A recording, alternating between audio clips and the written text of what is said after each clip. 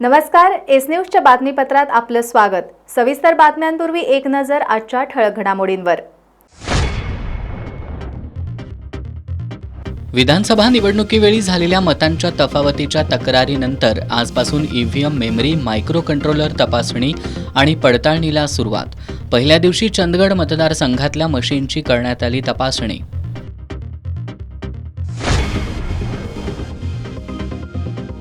कोल्हापूर शहरासह जिल्ह्यात पावसाला सुरुवात। पुढील 2 दिवस जिल्ह्यातील घाटमाथ्यावर मुसळधार पावसाचा रेड अलर्ट जारी।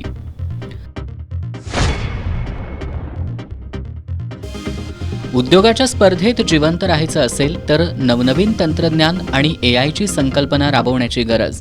कोल्हापूर इंजिनिअरिंग असोसिएशनच्या वर्धापन दिन कार्यक्रमात आमदार सतेज पाटील यांचं प्रतिपादन। बाजार समिती प्रशासनाच्या कारवाईच्या दणक्यानंतर काजू व्यापाऱ्यानं भरली सेसची रक्कम।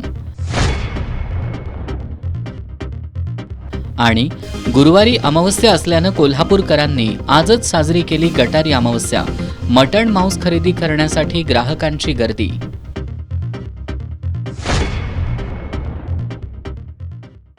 हे आहे GTPL SPN डिजिटल नेटवर्क आणि आपण पाहत आहात चॅनल एस।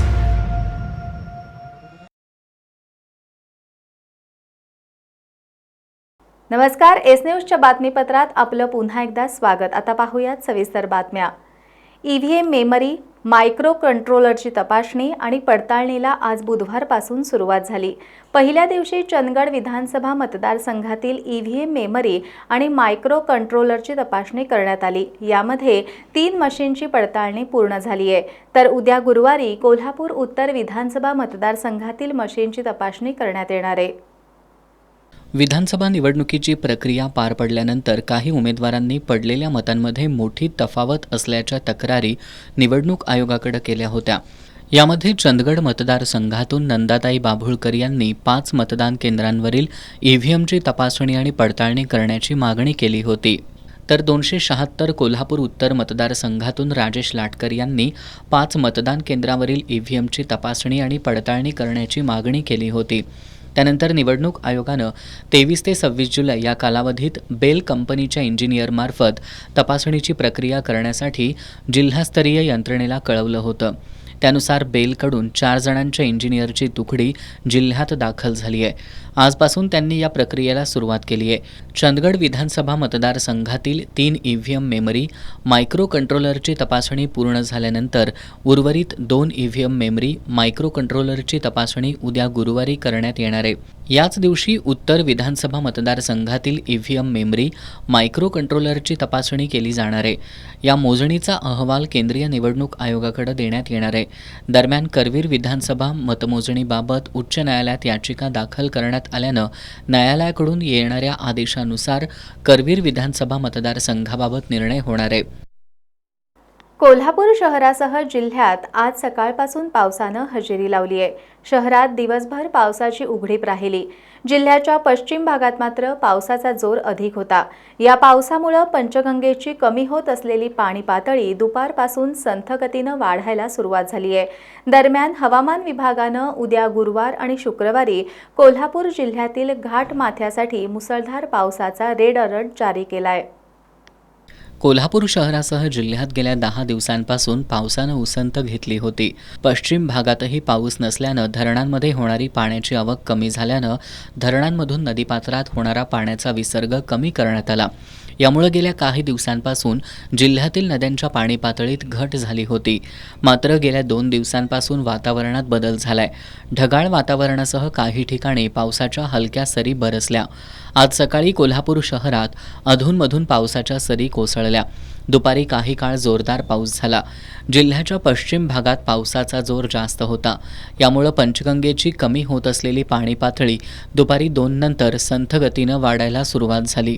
आज सायंकाळी 6 वाजता पंचगंगा नदीची राजाराम बंधाऱ्यावरील पाणी पातळी 17 फूट 1 इंचावर होती। दुपारी 2 पासून सायंकाळी 6 पर्यंत 4 इंचांनी पाणी पातळी वाढली असून अजून जिल्ह्यातील 7 बंधारे पाण्याखाली आहेत. दरम्यान हवामान विभागानं रायगड, रत्नागिरी, सिंधुदुर्ग, पुणे, सातारा, कोल्हापूर जिल्ह्यातील घाटमाथा परिसरात उद्या गुरुवार आणि शुक्रवारी मुसळधार पावसाचा रेड अलर्ट जारी केलाय. एआयला संकट न मानता भविष्यात उद्योगाच्या स्पर्धेत जिवंत राहायचं असेल तर नवनवीन तंत्रज्ञान, एआयची संकल्पना औद्योगिक क्षेत्रात राबवण्याची गरज आहे असं प्रतिपादन विधान परिषदेतील काँग्रेसचे गटनेते आमदार सतेज पाटील यांनी केलंय. कोल्हापूर इंजिनिअरिंग असोसिएशनच्या वर्धापन दिन कार्यक्रमात ते बोलत होते. कोल्हापूर इंजिनिअरिंग असोसिएशनचा 78वा वर्धापन दिन विधान परिषदेतील काँग्रेसचे गटनेते आमदार सतेज पाटील यांच्या प्रमुख उपस्थितीत साजरा करण्यात आला. या कार्यक्रमाला असोसिएशनचे अध्यक्ष कमलाकांत कुलकर्णी, उपाध्यक्ष श्रीकांत दुधाणे यांची प्रमुख उपस्थिती होती. यावेळी बोलताना आमदार सतेज पाटील यांनी कोल्हापूर इंजिनिअरिंग असोसिएशननं यशस्वी वाटचाल कायम सुरू ठेवावी अशी सदिच्छा व्यक्त केली. कोल्हापूरला पुढं घेऊन जाण्याचा प्रयत्न सर्वांनी हातात हात घालून करूया. उद्योजकांचे जे प्रश्न आहेत ते मार्गी लावण्यासाठी प्रयत्नशील असल्याची ग्वाही आमदार पाटील यांनी दिली. एआयला संकट न मानता औद्योगिक क्षेत्रातील प्रगतीसाठी त्याचा वापर करावा असं आवाहन आमदार पाटील यांनी केलं.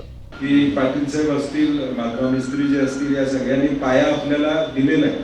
प्रिसिजन आपलं कोल्हापूरचं प्रचंड आहे. कोल्हापूरला आकर्षण काय, प्रिसिजन हे कोल्हापूरचं प्रचंड आहे इंडस्ट्रीमध्ये. आणि सगळ्यांची वाहवा आपल्याबद्दल आहे. प्रिसिजन चांगला आहे. आपला आतापर्यंतचा रोल मॉडेल, सप्लायचा रोल मॉडेल आपला नेहमी चांगला राहिलेला आहे. कुणी आपले सप्लायर अडकलेत किंवा आपण ऑर्डर गेली नाही असं आपली इमेज देशभर कुठेही त्या ठिकाणी नाही आहे. त्यामुळे याचा फायदा घेऊन आपल्याला कशा पद्धतीने पुढे जाता येईल, मला वाटते तसे काही प्रयत्न आपल्याला करता आले तर पुढे इंडस्ट्री टिकण्यासाठी मला वाटते ते संयुक्तिक राहील. तशी एक मोहीम कोल्हापूर इंजिनिअरिंग असोसिएशननं उद्याच्या काळात घ्यावी अशी अपेक्षा मी या निमित्तानं व्यक्त करतो. अध्यक्ष कमलाकांत कुलकर्णी यांनी कोल्हापूर इंजिनिअरिंग असोसिएशनच्या प्रवासाची माहिती दिली. उपाध्यक्ष श्रीकांत दुधाणे यांनीही यावेळी मनोगत व्यक्त केलं. यावेळी सचिव कुशल सामाणी, प्रसन्न तेरदाळकर, संचालक संजय अंगडी, दिनेश बुधले, नितीन वाडीकर, सचिन मेनन, बाबासो कोंडेकर, अतुल आरवाडे, हर्षद दलाल, अमर कारंडे, अभिषेक सावेकर, जयदीप मांगोरे, सुरेंद्र जैन, प्रदीप कापडिया, अजित कोठारी, शेखर दुग्गे यांच्यासह उद्योजक उपस्थित होते. ज्योतिबा डोंगरावर 30 जुलै रोजी श्रावण षष्ठी यात्रा होणार आहे.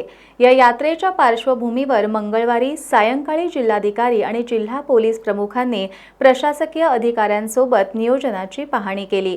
यात्रेसाठी प्रशासनाची तयारी पूर्ण झाली असून प्लास्टिक मुक्त यात्रेसाठी भाविकांनी नियमांचं पालन करावं असं आवाहन जिल्हाधिकारी आणि जिल्हा पोलीस प्रमुखांनी केलंय. ज्योतिबा डोंगरावरील श्रावण षष्ठी यात्रेसाठी गेल्या 2 महिन्यांपासून प्रशासनाकडून नियोजन बैठका घेतल्या जात आहेत. चैत्र यात्रेप्रमाणे श्रावण षष्ठी यात्रेला मोठ्या प्रमाणात भाविक डोंगरावर दाखल होतात. यंदा 30 जुलै रोजी होणाऱ्या या यात्रेसाठी अंदाजे 3 ते 4 लाख भाविक डोंगरावर येण्याची शक्यता आहे.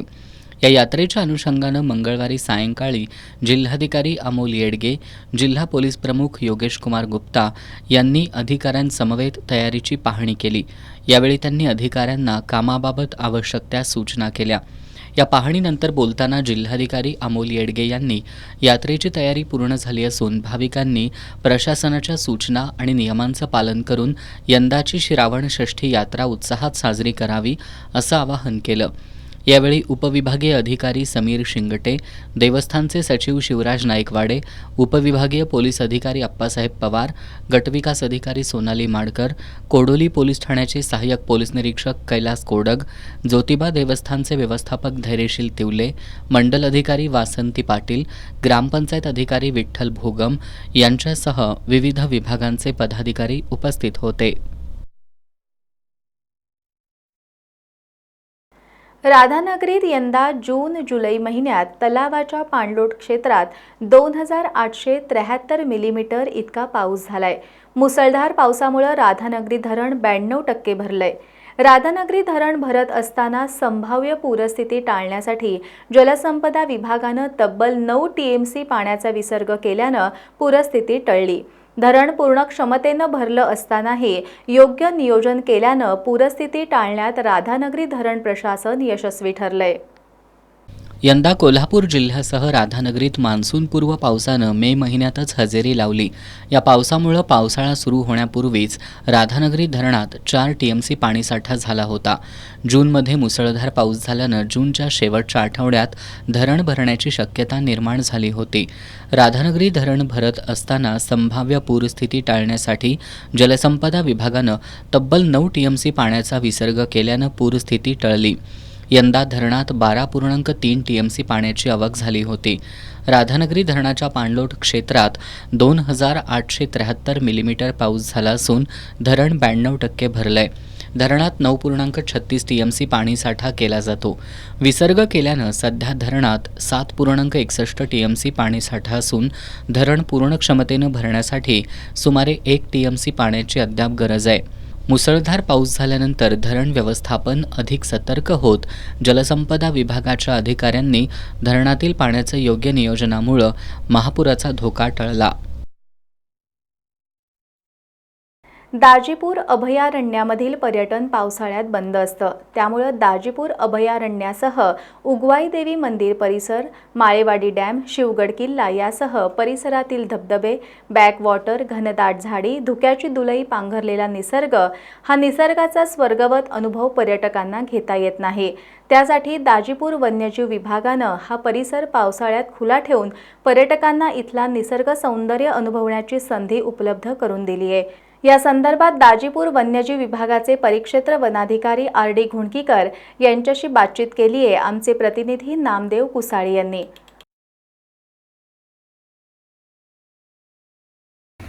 1 जून ते 31 ऑक्टोबर या कालावधीमध्ये दाजीपूर अभयारण्य बंद असते.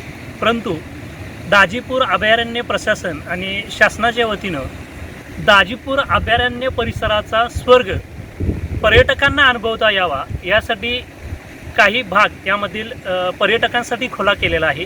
नेमकं दाजीपूर अभयारण्य परिसरातील पर्यटनाचा आनंद घेण्यासाठी कोणता भाग खुला करण्यात आलेला आहे आणि त्यासाठी पर्यटकांना यायसाठी काय केलं पाहिजे हे आपण आज आपल्यासोबत दाजीपूर वन्यजीव विभागाचे अधिकारी आपल्यासोबत आहेत. त्यांच्याकडून जाणून घेऊया की बाबा या पर्यटनाचा आनंद घेण्यासाठी काय केलं पाहिजे आणि या परिसरातील कोणता भाग खुला आहे. तर काय सांगाल? 1 जून ते 31 ऑक्टोबर अभयारण्य पूर्णपणे बंद असतं. पण चालू वर्षापासून आपण या पर्यटन स्थळातील अभयारण्यातील काही भाग पर्यटकांना पाहण्यासाठी खुला करत आहोत.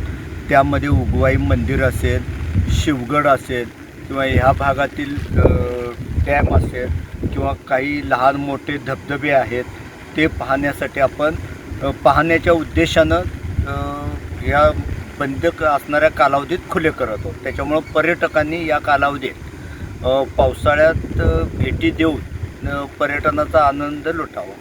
इथं आल्यानंतर पर्यटकांना काही राहण्यासाठी वगैरे सुविधा आहेत का? या ठिकाणी येथील वन विभागाच्या वतीनं स्थापन करण्यात आलेल्या समितीच्या वतीनं राहण्यासाठी 10 टेंट आहेत.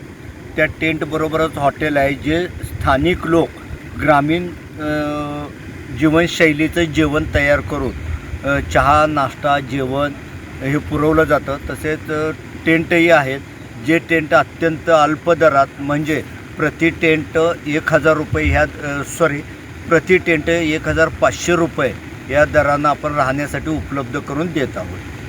या परिसरामध्ये म्हणजे राहण्यासाठी काही बुकिंग करावं लागतं काय? या परिसरामध्ये राहण्यासाठी आपल्याला कोल्हापूर येथील वन विभागीय कार्यालय वन्यजीव यांच्या कार्यालयात बुकिंग करावं लागतं. तथापि जर डायरेक्ट इथं जर लोक कोण आले तर त्यांना बुकिंगची खात्री करून इथं आयत्या वेळी उपलब्ध करून दिले जातं. वन्यजीव विभागामार्फत वेगळं काय असं उपक्रम राबवण्यात आलेले आहेत की पर्यटक यावेत इथे यासाठी? वन्यजीव विभागामार्फत इथं पर्यटकांसाठी सफारी गाड्या आहेत ज्या शासनाच्या इथे 3 आहेत आणि कोल्हापूरमधून 2 बसेस आहेत. परत आपण पर्यटकांसाठी इथं विक्रीसाठी टी-शर्ट, कॅप ह्याही उपलब्ध करून दिलेल्या आहेत की ज्या अल्प दरात पर्यटकांना त्या वापरून पर्यटनाचा आनंद उपभोगता यावा. एकंदरीत दाजीपूर अभयारण्य प्रशासनानं पर्यटकांना जी ही संधी पावसाळी पर्यटनाचा आनंद घेण्याची संधी उपलब्ध केलेली आहे आणि या संधीचा लाभ घेऊन दाजीपूर अभयारण्यातील स्वर्ग आता पर्यटकांना अनुभवता येणार आहे. एस न्यूजसाठी नामदेव कुसाळे, दाजीपूर. गटारी अमावस्या मांसाहारी खवय्यांसाठी पर्वणी असते. यंदा गुरुवारी अमावस्या आल्यामुळं कोल्हापूरकरांनी आजच गटारी अमावस्या साजरी केली. आज सकाळपासून चिकन, मटण आणि मासे खरेदीसाठी ग्राहकांनी मोठी गर्दी केल्याचं पाहायला मिळालं. मांसाहार आणि कोल्हापूरकरांचं नातं प्रसिद्ध आहे. अपवाद वगळता सर्व कोल्हापूरकर मांसाहार प्रेमी म्हणूनच ओळखले जातात. आषाढ महिना संपल्यानंतर शुक्रवारी 25 जुलैपासून श्रावण मास सुरू होतोय.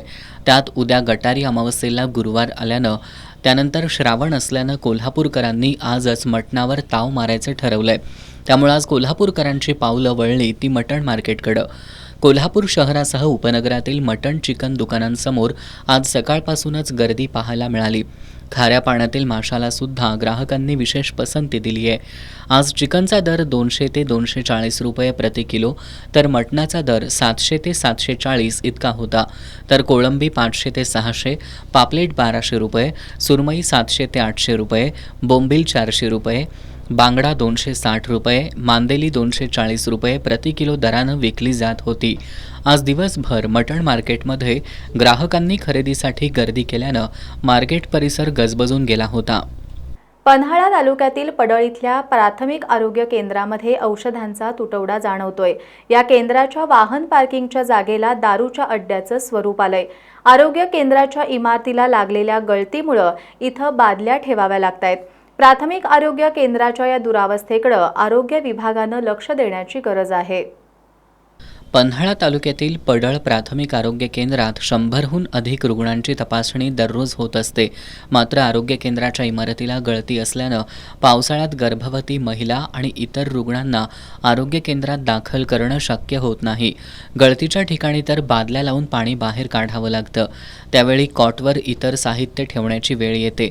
त्यातच आरोग्य केंद्रात रुग्णांची संख्या अधिक असल्यानं या ठिकाणी औषधांचा तुटवडा जाणवतोय.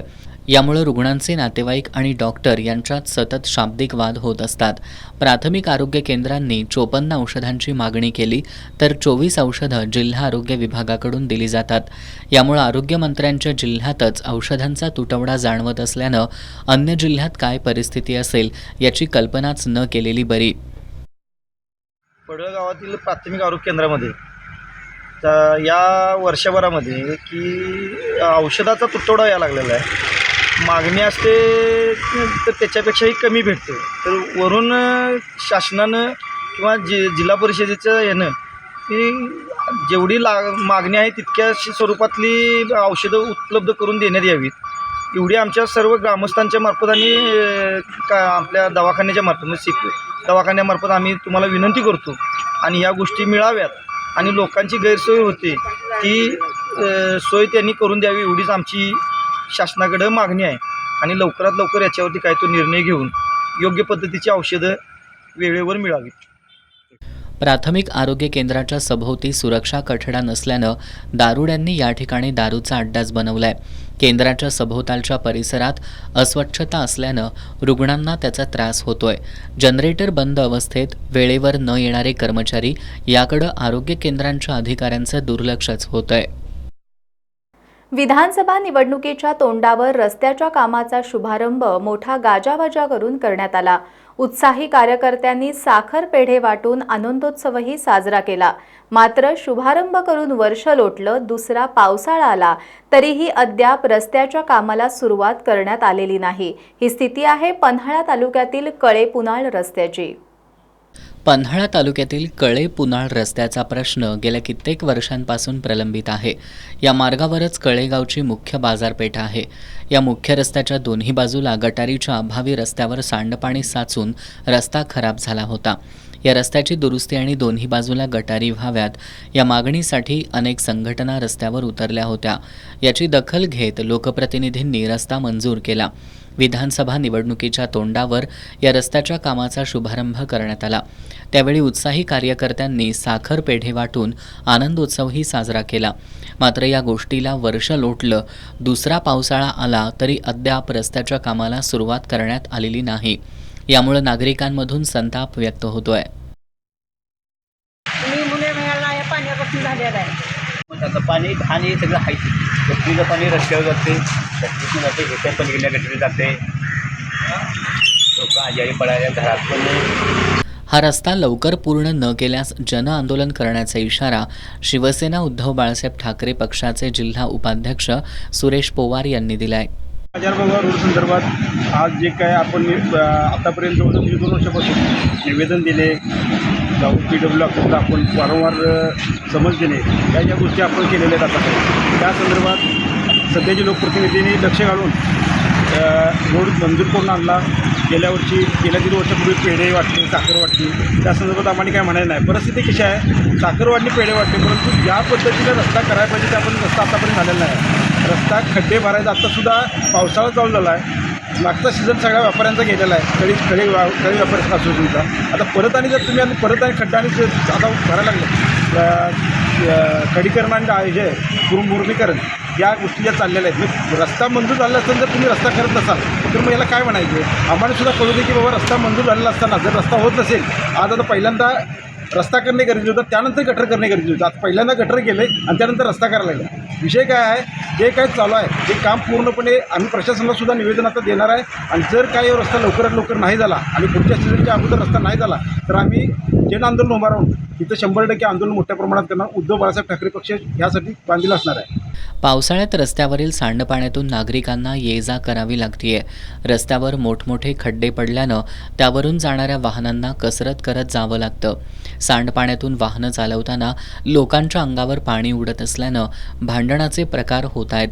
गेल्या महिन्यातच केवळ दिखाव्यासाठी गटारीच्या कामाला सुरुवात केली, पण तेही काम अर्धवट ठेवण्यात आलंय. यामुळे नागरिकांमधून संताप व्यक्त होतोय. एस न्यूजसाठी कळेहून बाजीराव तळेकर. करवीर तालुक्यातील उजगाव ग्रामपंचायतीच्या उपसरपंचपदी शिवानी सूरज पाटील यांची बिनविरोध निवड करण्यात आली.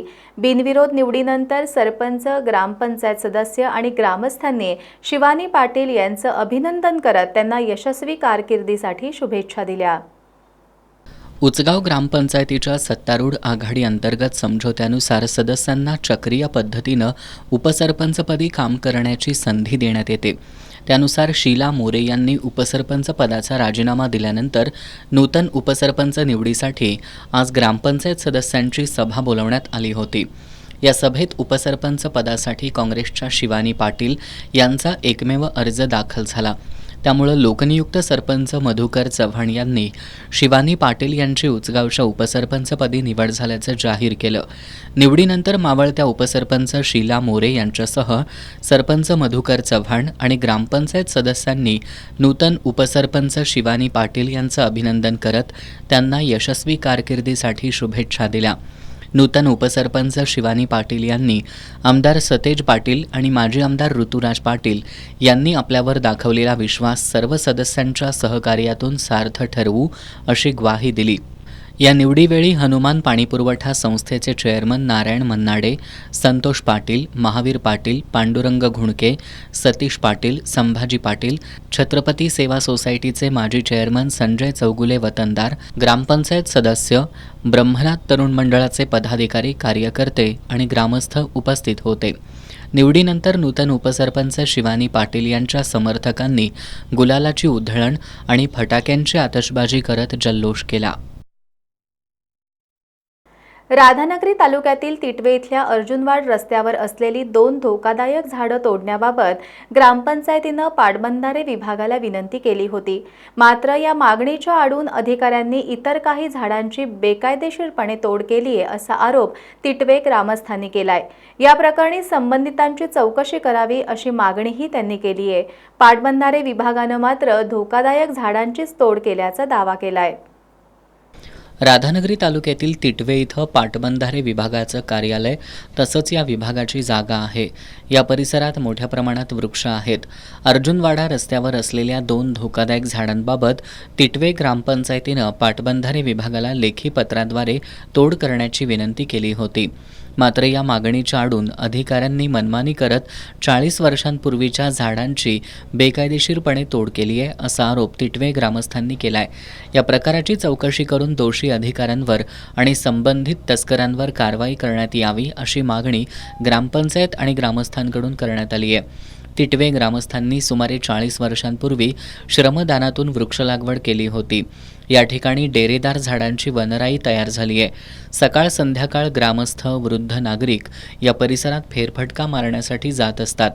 मात्र अलीकडं पाटबंधारे विभागाच्या आदेशानं या परिसरातील काही झाडांची बिनधास्त तोड करण्यात आली आहे. विशेष बाब म्हणजे ही झाडं धोकादायक नव्हती, तरीही ती तोडल्यानं ग्रामस्थांमध्ये तीव्र संताप व्यक्त होतोय.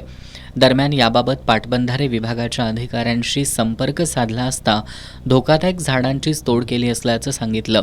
मात्र प्रत्यक्षात ज्या झाडांची तोड झाली ती सुरक्षित स्थितीत होती आणि त्यासाठी कोणतीही लेखी मंजुरी वा पंचनामा नसल्याचं रंगराव किल्लेदार, ग्रामपंचायत सदस्य मधुकर चौगुले, माजी उपसरपंच रमेश घारे, जगदीप घारे, विशाल किल्लेदार यांच्यासह ग्रामस्थांनी सांगितलं.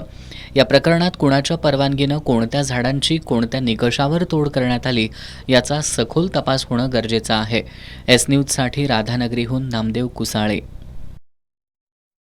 कलायोगी जी कांबळे यांच्या कलाकृती या ऐतिहासिक ठेवा आहेत, तो जपला पाहिजे असं प्रतिपादन अखिल भारतीय मराठा महासंघाचे राष्ट्रीय उपाध्यक्ष वसंतराव मुळीक यांनी केलंय.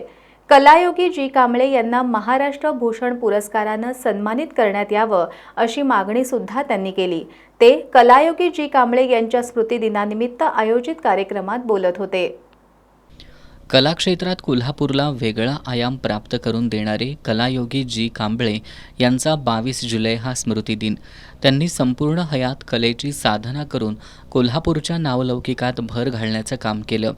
विविध मान्यवरांनी खासबागमधील त्यांच्या शिल्पाला पुष्पहार अर्पण करून अभिवादन केलं. यावेळी बोलताना अखिल भारतीय मराठा महासंघाचे राष्ट्रीय उपाध्यक्ष वसंतराव मुळीक यांनी कलायोगी जी कांबळे यांच्या आठवणींना उजाळा दिला. त्यांनी साधं राहणीमान आणि उच्च दर्जाची कलाकारी असं व्यक्तिमत्व कोल्हापूरमध्ये घडलं, याचा आम्हाला सार्थ अभिमान असल्याचं सांगितलं. कलायोगी जी कांबळेंनी तयार केलेल्या आंतरराष्ट्रीय दर्जाच्या कलाकृती ऐतिहासिक ठेवा असून तो जपला पाहिजे. तसंच कलायोगी जी कांबळे यांना महाराष्ट्र शासनानं महाराष्ट्र भूषण पुरस्कारानं सन्मानित करण्यात यावं अशी मागणी मुळीक यांनी केली. यावेळी महानगरपालिका उपायुक्त संजय सरनाईक, जी कांबळे आर्ट गॅलरीचे अध्यक्ष बबन कांबळे, दिलीप कांबळे, अशोक कांबळे, RD पाटील, दीपक विचारे, अशोक पोवार, सुरेश साबळे, प्रकाश खिरुगडे, राजू गौड, सचिन पाटील यांच्यासह कांबळे कुटुंबीय आणि कलाप्रेमी नागरिक उपस्थित होते. इचलकरंजीतील फॉर्च्यून सिनेप्लेक्समध्ये कोल्हापूर पोलीस दलाच्या वतीनं बॉम्ब निकामी करण्याचं प्रात्यक्षिक पार पडलं. यावेळी काही काळ नागरिकांमध्ये भीतीचं वातावरण निर्माण झालं होतं. मात्र प्रात्यक्षिक यशस्वीपणे पार पडल्यानंतर उपस्थित नागरिकांनी पोलीस दलाचं कौतुक केलं. इचलकरंजीत कोल्हापूर पोलीस दलाच्या वतीनं बॉम्ब शोध पथकाच्या वतीनं बॉम्ब निकामी करण्याचं प्रात्यक्षिक घेण्यात आलं. या प्रात्यक्षिकाची माहिती नसल्यामुळं लोकांची तारांबळ उडाली. अचानक बॉम्ब शोध पथक, श्वान पथक, अग्निशमक दल, रुग्णवाहिका आणि गावभाग पोलीस ठाण्याचे अधिकारी आणि कर्मचारी फॉर्च्यून सिनेप्लेक्स परिसरात दाखल झाले. सुरक्षेच्या कारणास्तव काही काळासाठी सिनेप्लेक्समधील सर्व कार्यक्रम थांबवण्यात आल्यानं उपस्थित प्रेक्षकांमध्ये भीतीचं वातावरण निर्माण झालं होतं. प्रात्यक्षिकादरम्यान चित्रपटगृहातील एका संशयास्पद बॅगला लक्ष्य करण्यात आलं. यानंतर ती बॅग चित्रपटगृहाबाहेर आणून नारायणमाळा परिसरातील खुल्या जागेत निकामी करण्याची कृती प्रत्यक्षात करून दाखवण्यात आली. बॉम्ब शोध पथकाच्या कर्मचाऱ्यांनी प्रात्यक्षिकाद्वारे विविध यंत्रणा आणि श्वान पथकाच्या सहाय्यानं संशयित वस्तू कशा ओळखायच्या आणि त्या निकामी कशा करायच्या याबद्दल सविस्तर प्रात्यक्षिक सादर केलं. आज इचलकरंजी शहरातील फॉर्च्यून मॉल या ठिकाणी एक मॉक ड्रिलचं आयोजन करण्यात आलं होतं कोल्हापूर जिल्हा पोलीस दलातर्फे.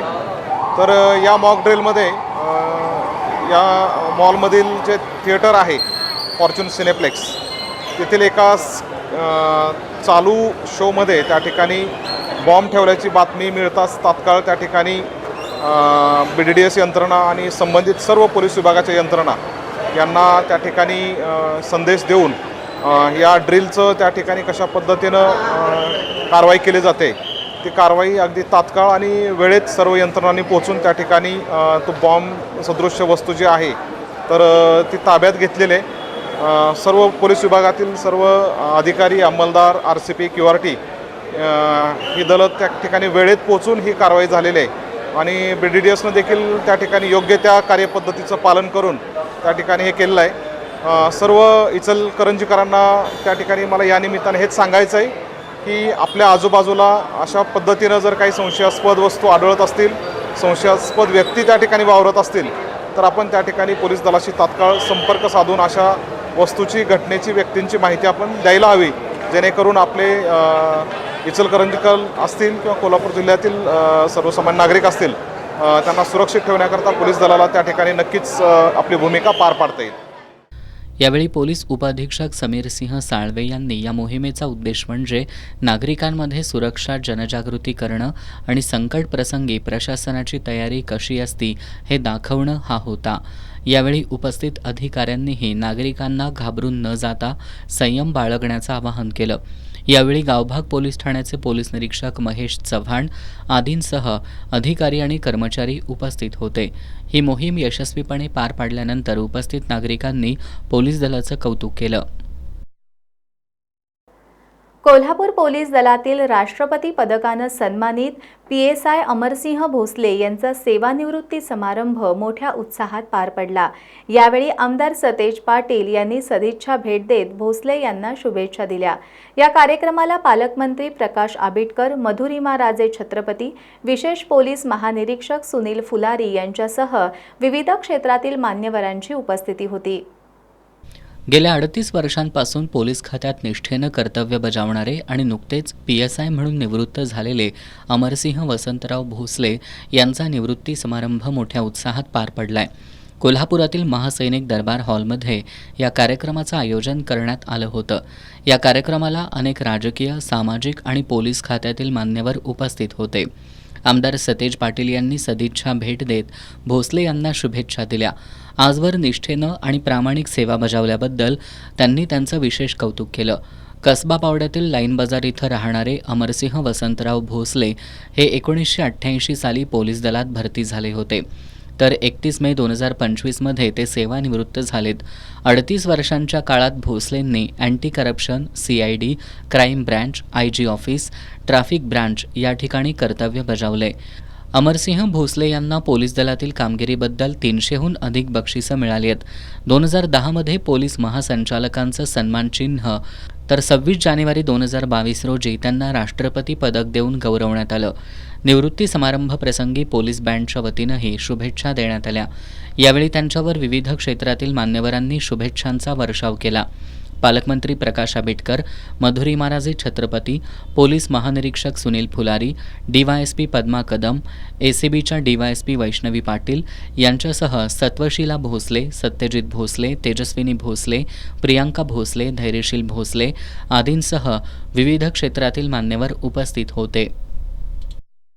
पन्हाळा तालुक्यातील कोडोली इथं लायन्स क्लब कोडोली आणि लायन्स क्लब ऑफ कोल्हापूर या दोन्ही क्लबच्या 2025-26 सालसाठीच्या नूतन पदाधिकाऱ्यांचा पदग्रहण सोहळा आणि शपथविधी समारंभ मोठ्या उत्साहात पार पडला. यावेळी लायन्स इंटरनॅशनल डिस्ट्रिक्ट झोन 1चे प्रथम उपप्रांतपाल राजेंद्र कासवा आणि माजी प्रांतपाल वासुदेव कलघटकी यांनी नवनियुक्त पदाधिकाऱ्यांना पदाची सूत्र प्रदान केली. लायन्स क्लब ऑफ कोडोली आणि लायन्स क्लब ऑफ कोल्हापूर या दोन्ही क्लबचा पदग्रहण सोहळा नुकताच कोडोली इथं पार पडला. या सोहळ्यामध्ये लायन्स इंटरनॅशनल डिस्ट्रिक्ट झोन 1चे प्रथम उपप्रांतपाल राजेंद्र कासवा आणि माजी प्रांतपाल वासुदेव कलघटगे यांनी नूतन पदाधिकाऱ्यांना पदाची सूत्र प्रदान केली. लायन्स क्लबचे अध्यक्ष म्हणून सागर येजरे, सेक्रेटरी म्हणून सविता येजरे, खजिनदार म्हणून अनिरुद्ध घोरपडे यांनी सूत्र स्वीकारली. लायन्स क्लब कोल्हापूरच्या अध्यक्षपदी डॉक्टर नागेश वाले, सेक्रेटरी अरविंद पवार, खजिनदार संभाजीराव पवार यांनी सूत्र स्वीकारली. या सोहळ्याला विजयकुमार राठी, रिजन 4चे चेअरमन सुनील चव्हाण, झोन 1चे चेअरमन महेंद्र बालर, डॉक्टर सर्जेराव पाटील, प्रशांत यादव, सदानंद रणदिवे, सचिन मगदूम यांच्यासह कोल्हापूर, कोडोली, सोलापूर, इचलकरंजी, कुरुंदवाड आणि शिराळा इथले लायन्स क्लबचे सदस्य उपस्थित होते. जागतिक वंध्यत्व निवारण दिवसानिमित्त कोल्हापूर मेडिकल असोसिएशन आणि नोवा IVF फर्टिलिटी यांच्या संयुक्त विद्यमानं शुक्रवारी 25 जुलै रोजी व्याख्यान आणि चर्चासत्राचं आयोजन करण्यात आलंय. कम्युनिटी सर्व्हिसचे डॉक्टर संदीप पाटील यांनी पत्रकार बैठकीत ही माहिती दिली. कोल्हापूर मेडिकल असोसिएशन आणि नोव्हा IVF फर्टिलिटी यांच्या संयुक्त विद्यमानं जागतिक वंध्यत्व निवारण दिवसानिमित्त शुक्रवारी 25 जुलै रोजी एकदिवसीय व्याख्यान आणि चर्चासत्राचं आयोजन करण्यात आलंय. शाहू स्मारक भवन इथं दुपारी 12 वाजता व्याख्यानाला सुरुवात होणार आहे, अशी माहिती कम्युनिटी सर्व्हिसचे डॉक्टर संदीप पाटील यांनी दिली. वंध्यत्वावर कोणते उपचार करावेत, तसंच या समस्येचं निराकरण करताना कोणत्या चाचण्या कोणत्या वेळी केल्या पाहिजेत याबाबतचं मार्गदर्शन केलं जाणार आहे. व्याख्यानाला महापालिका आरोग्य अधिकारी डॉक्टर प्रकाश पावरा, रोटरी मूव्हमेंटचे अध्यक्ष शीतल दुग्गी, राजर्षी शाहू गव्हर्नमेंट बँकेचे अध्यक्ष रोहित कांदिवडेकर उपस्थित राहणार आहेत. पत्रकार बैठकीला अध्यक्ष डॉक्टर RM कुलकर्णी, सचिव अरुण धुमाळे, डॉक्टर इंद्रनील जाधव आणि आशा जाधव उपस्थित होते. इनरव्हील क्लब ऑफ इस्लामपूरचा पदग्रहण सोहळा नुकताच पार पडला. यामध्ये डिस्ट्रिक्ट 317च्या व्हाईस चेअरमन वसुंधरा कोले, इनरव्हील क्लब निपाणीच्या माजी अध्यक्षा श्रेया खेडेकर यांच्या उपस्थितीत योगिता विक्रमसिंह पाटील यांनी अध्यक्षपदाची सूत्र स्वीकारली. त्यांच्यासह माधवी सतीश जाधव यांनी सेक्रेटरी, मनीषा पेटकर यांनी ट्रेजरर, देवयानी पिसे यांनी इंटरनॅशनल सर्व्हिस ऑर्गनायझर, वर्षा राणी शहा यांनी क्लब एडिटर या पदांची सूत्र स्वीकारली. यावेळी बोलताना नूतन अध्यक्षा योगिता पाटील यांनी कोडोलीच्या तंटामुक्त गाव समितीचे अध्यक्ष असलेले वडील संजय बजागे यांच्याकडून आपल्याला समाजसेवेचा वारसा मिळाला असल्याचं सांगितलं. त्यांनी आपल्या कार्यकाळात हॅप्पी स्कूल ही संकल्पना प्रभावीपणे राबवणार असल्याचं सांगितलं. पदग्रहण सोहळ्याला इनरव्हील क्लबच्या संस्थापक अध्यक्षा संगीता शहा, माजी अध्यक्षा सोनाली मालगी, RCC वारणा परिसरचे माजी अध्यक्ष प्रवीण बजागे यांच्यासह इनरव्हील क्लबच्या सदस्या उपस्थित होत्या. विधिमंडळाच्या पावसाळी अधिवेशनात काँग्रेसचे विधान परिषदेतील गटनेते आमदार सतेज पाटील यांनी वीज दर, पीक विमा, पीक हमी भाव, अवैध उत्खनन, शक्तीपीठ महामार्ग यासह अनेक महत्त्वाचे प्रश्न उपस्थित करत सरकारचं लक्ष वेधलं. त्यावर सरकारला भूमिका मांडायलाही भाग पाडलं. राज्यभरातील महत्त्वाचे प्रश्न मांडत आमदार सतेज पाटील यांनी आपल्या नेतृत्व कौशल्याची चुणूक दाखवली आहे. विधिमंडळाच्या पावसाळी अधिवेशनात काँग्रेसचे विधान परिषदेतील गटनेते आमदार सतेज पाटील यांनी अनेक महत्त्वाचे प्रश्न उपस्थित करत सरकारला त्यावर भूमिका मांडायला भाग पाडलं. वीज दर, पीक विमा, पीक हमी भाव, अवैध उत्खनन, शक्तीपीठ महामार्ग, अण्णासाहेब पाटील आर्थिक विकास महामंडळाच्या लाभार्थींना व्याज परतावा, रासायनिक खतांची दरवाढ, सायबर फसवणूक, नवीन खनिकर्म प्राधिकरणाचा घाट कशासाठी, वाहनांची चार्जिंग सुविधा, अंशतः अनुदानित शाळांसाठी टप्पा अनुदान वाढ, राज्यातील घनकचरा व्यवस्थापन, गीग कामगारांसाठी स्वतंत्र महामंडळाची स्थापना, राज्यातील 8,213 गावांमध्ये प्राथमिक शाळा नसणं यासह कोल्हापूर जिल्ह्यासह राज्यातील विविध घटकांचा आवाज बुलंद करणारे प्रश्न उपस्थित करत आमदार सतेज पाटील यांनी आपल्या अभ्यासपूर्ण मांडणीनं सरकारचं लक्ष वेधून घेतलं. आपल्या माध्यमातून सरकारला आमची विनंती आहे, या शक्तीपीठ बाबतीत देखील तसंच धोरण या ठिकाणी स्वीकार, रद्द करा हा महामार्ग. गरज नसलेला हा महामार्ग सरकार राज्याच्या माती मारू नये, शेतकऱ्यांच्या माती मारू नये. आणि म्हणून आमची सभापतीमध्ये आपल्या माध्यमातून सरकारला विनंती आहे की यामध्ये ठोस अशी भूमिका सरकारने या ठिकाणी जाहीर करावी अशी आमची विनंती आहे. की खाजगी आस्थापनातला CCTV ॲक्सेस कुणाला असेल, कशा पद्धतीनं असेल, हे आपण धोरण मागच्या वेळी आपण आश्वासन दिले की करू म्हणून, तर ते ऑफिशियली आले माझ्या माहितीपर्यंत तरी नाही. आणि या आत्ताच्या 24च्या ऑर्डरप्रमाणे 24च्या GR प्रमाणे राज्यामध्ये सगळीकडे CCTVचं जाळं आपण करणार आहोत. माझी दुसरी एक मुख्यमंत्री महोदय आपण यामध्ये आहात. आपण पाश्चात्य देशात बघितलं तरी CCTV नेटवर्क लोकल ऑर्गनायझेशनकडे आहे. तर हे पोलिसांच्याकडे करण्यापेक्षा त्या महानगरपालिकेकडे ही आस्थापना देता येईल का, म्हणजे जेणेकरून हे टिकून राहील. पूर नियंत्रणासाठी 3200 कोटी रुपये वर्ल्ड बँकेचे मिळालेत. ते पूर नियंत्रणासाठी नाही आहेत. कोल्हापूर, सांगली, इचलकरंजी महापालिकेतल्या अंतर्गत चॅनेल्स आणि पाण्याचा निचरा करण्यासाठी आहेत. आणि आम्ही नाही प्रेझेंटेशन झालंय, MRDPचं प्रेझेंटेशन जिल्हाधिकारी कार्यालयात कोल्हापूर. मी त्यावेळी हा प्रश्न विचारला त्यांना. ते म्हणले पहिल्या फेजमध्ये नाही, हे दुसऱ्या फेजमध्ये वर्ल्ड बँकेच्या होणार आहे. म्हणजे ज्याच्यामध्ये नरसिंहवाडीजवळ जिथं संगम होतो, पंचगंगा सरळ येते आणि कृष्णा अशी येते. कृष्णा पंचगंगेला घेतच नाही. तो तिथल्या ह्या ज्या नदी खोलीकरणाचा विषय आहे ही यामध्ये नाही आहेत. म्हणजे जे आपण म्हणताय की 1 वर्षामध्ये या ठिकाणी. आणि हे सगळं आम्हाला बैठकीला बोलवलं असतं आमदार खासदारांना. आपण फक्त महायुतीच्या आमदार खासदारांची बैठक घेतली, त्यामुळे तुम्ही काय काय केलंय हे आम्हाला कळालं नाही. विधिमंडळात सर्वाधिक प्रश्न उपस्थित करणारे आमदार तसंच राजकारणातलं एक तगडं नेतृत्व, काँग्रेसचा आश्वासक चेहरा म्हणून त्यांच्याकडे पाहिलं जातं. राज्यभरातील महत्त्वाचे प्रश्न मांडत त्यांनी आपल्या नेतृत्व कौशल्याची चुणूक दाखवली आहे. त्यांनी अधिवेशनात ज्या घटकांसाठी आवाज उठवला त्यांच्याकडून आमदार सतेज पाटील यांचे विधान परिषदेत प्रश्न मांडतानाचे व्हिडिओ व्हायरल केले जात आहेत. सर्वसामान्यांच्या प्रश्नांसाठी मोठ्या ताकदीनं रस्त्यावर उतरण्याबरोबरच संसदीय लोकशाहीतील विविध आयुधांचा खुबीनं वापर करत विधिमंडळात पोटतिडकीनं प्रश्न मांडत सरकारला त्यावर भूमिका मांडायला तसंच धोरण ठरवायला भाग पाडणारे आमदार सतेज पाटील यांनी या अधिवेशनात आपला एक वेगळा ठसा उमटवलाय. 11वी प्रवेश प्रक्रियेतील तिसऱ्या फेरीसाठी अर्ज करण्याची मुदत आज 6:30 वाजता संपली. तिसरी गुणवत्ता यादी 26 जुलै रोजी प्रसिद्ध करण्यात येणार आहे. जिल्ह्यातील ज्या महाविद्यालयातील 50% प्रवेश निश्चित झालेल्या महाविद्यालयांमधील 11वीचे वर्ग सुरू झालेत. माध्यमिक आणि उच्च माध्यमिक शिक्षण संचालनालयाच्या वतीनं 30 जुलैपासून 11वी ऑनलाईन केंद्रीय प्रवेश प्रक्रियेची पहिली फेरी सुरू झाली आहे. आज सायंकाळी 6:30 वाजता तिसऱ्या फेरीसाठी अर्ज करण्याची मुदत संपली. कोल्हापूर जिल्ह्यासाठी विज्ञान, वाणिज्य, कला या शाखा मिळून 66,010 इतक्या जागा आहेत. यासाठी एकूण 41,899 विद्यार्थ्यांनी अर्ज भरले होते. यातील दुसऱ्या फेरी अंतर्गत 21,157 विद्यार्थ्यांनी आपला प्रवेश निश्चित केलाय. 26 जुलै ते 28 जुलै या काळात विद्यार्थ्यांनी आपल्याला मिळालेल्या महाविद्यालयात प्रवेश निश्चित करायचा आहे.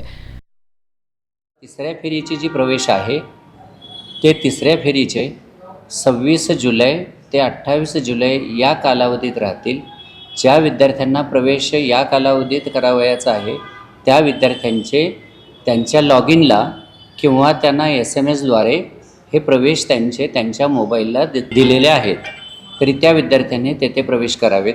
जे महाविद्यालय मिळाले त्या ठिकाणी जाऊन त्यांनी प्रवेश स्वतःचे निश्चित करावेत. ज्या विद्यार्थ्यांना तिसऱ्या फेरी अंतर्गत प्रवेश होणार नाहीत त्यांनी चौथ्या फेरीसाठी 26 तारखेनंतर जे वेळापत्रक येईल त्याच्यासाठी त्या विद्यार्थ्यांनी फॉर्म अनलॉकचे लॉक करून घ्यावेत. चौथ्या फेरीनंतर 5व्या फेरीसाठी हे खुल्या ह्याच्यातून होणार आहे. चौथ्या फेरीसाठी रिक्त जागांची यादी 30 जुलैला प्रसारित करण्यात येणार आहे. दरम्यान ज्या महाविद्यालयात 50% आणि त्याहून अधिक प्रवेश पूर्ण निश्चित झाले आहेत त्या महाविद्यालयानं अभ्यासक्रम सुरू करावा असं आवाहन शिक्षण संचालक डॉक्टर महेश पालकर यांनी केलं आहे. यानुसार कोल्हापूर जिल्ह्यातील 30% महाविद्यालय सुरू होणार आहेत. करवीर तालुक्यातील कोपार्डेमधील नंदीवाले वसाहतीनजीक दर शनिवारी जनावरांचा बाजार भरतो.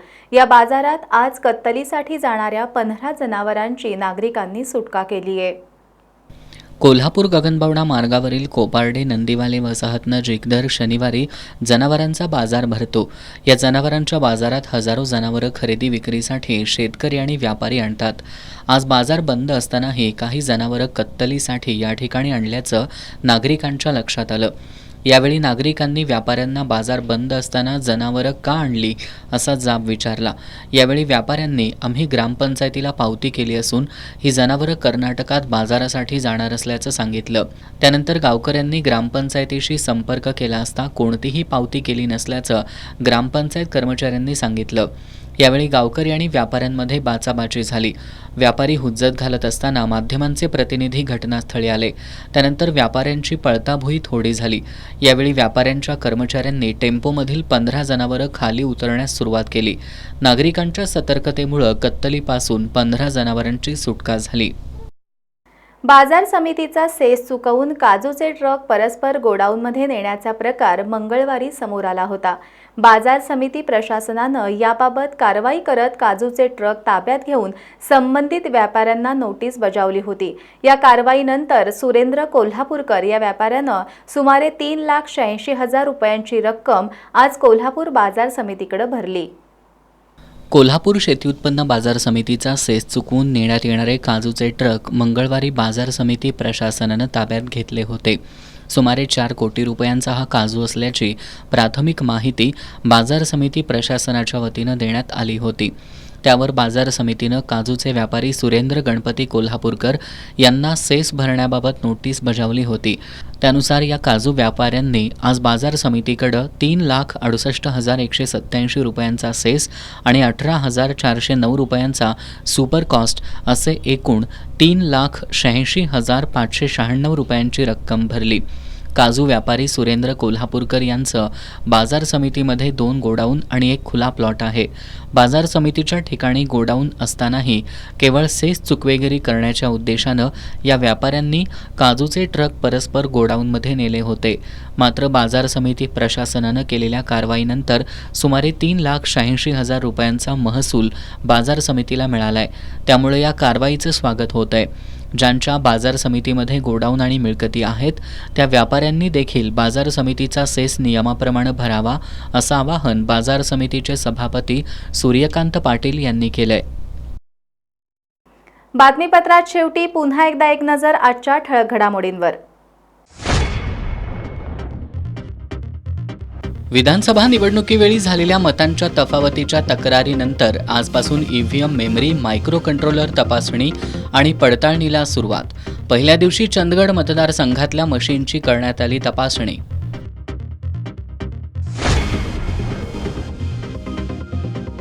कोल्हापूर शहरासह जिल्ह्यात पावसाला सुरुवात. पुढील 2 दिवस जिल्ह्यातील घाटमाथ्यावर मुसळधार पावसाचा रेड अलर्ट जारी.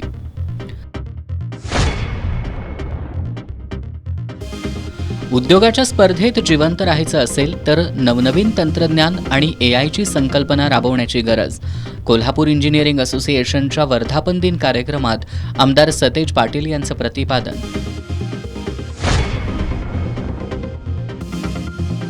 बाजार समिती प्रशासनाच्या कारवाईच्या दणक्यानंतर काजू व्यापाऱ्यानं भरली सेसची रक्कम.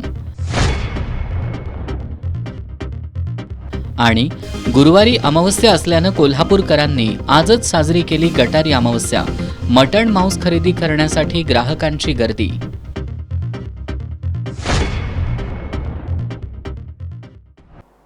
बातम्यांच्या ताज्या अपडेट्ससाठी एस न्यूज कोल्हापूर या आमच्या वेबसाईटला जरूर भेट द्या. त्याचबरोबर एस न्यूज कोल्हापूर हे आमचं यूट्यूब चॅनल जरूर सबस्क्राईब करा. याबरोबरच आजचं हे बातमीपत्र संपलं. नमस्कार.